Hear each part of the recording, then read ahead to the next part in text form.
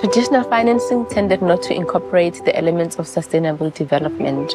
It doesn't make sense to deliver an infrastructure project to a community without taking into account the gender, environmental, and social aspects. Nature is very beautiful. It has so many benefits. Look at this.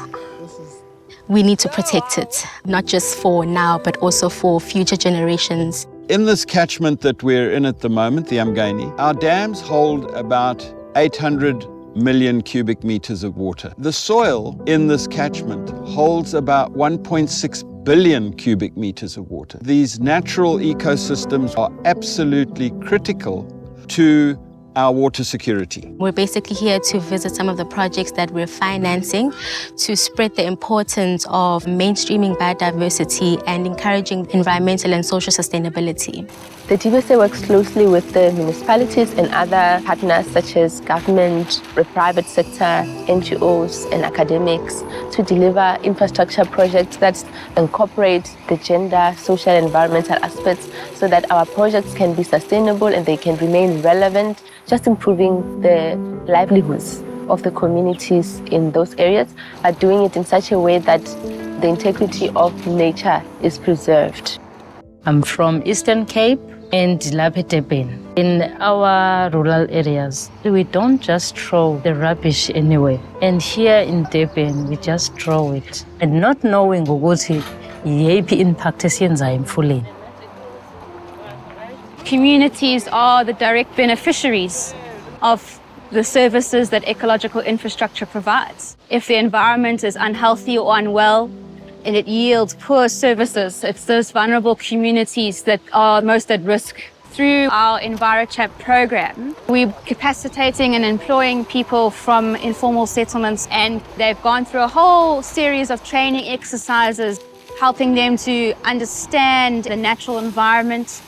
We do illegal dam cleaning. We do door-to-door, teaching people on how to keep the environment clean. Mondays, we go and do biomonitoring.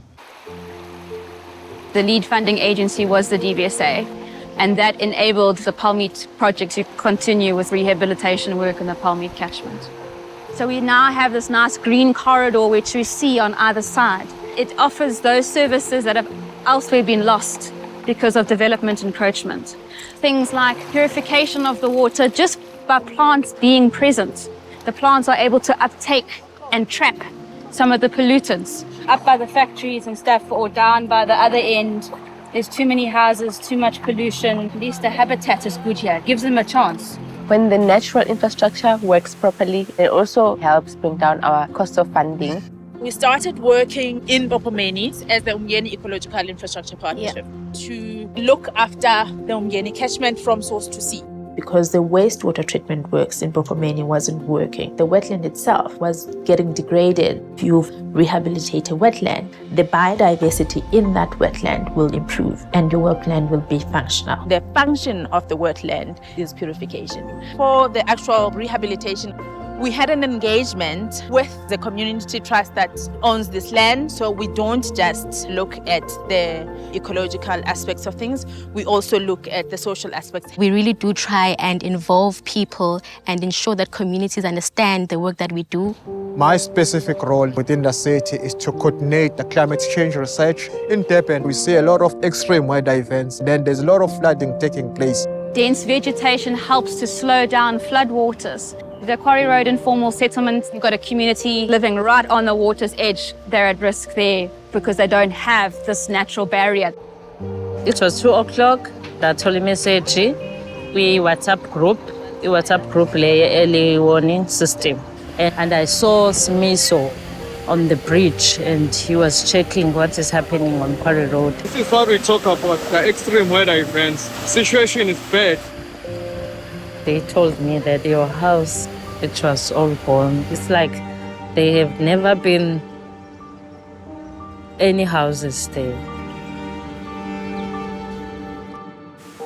A key element of a just transition is ensuring that we support projects that mitigate against the impact of climate change and also adapt and become more resilient to the shocks that are brought about by climate change. About 350 of the structures in the informal settlement got washed away. Because of our community-based flood early warning system, not a single life was lost due to the flood. This is not just about the trees, it's about the whole system, how it's worked together with supporting the built infrastructure. So now we are starting to see their perspective changing, especially with the recent floods. We now understand that these systems need to be maintained. Otherwise, if they are not maintained, we know what will happen. Our mission at the DBSA is to build Africa's prosperity using our financial and non-financial resources in partnership with our stakeholders to promote the just transition to create a sustainable, low-carbon, resilient and inclusive society. There is always hope. We are here, we are hope. It's very critical for us to be in these spaces to make a difference.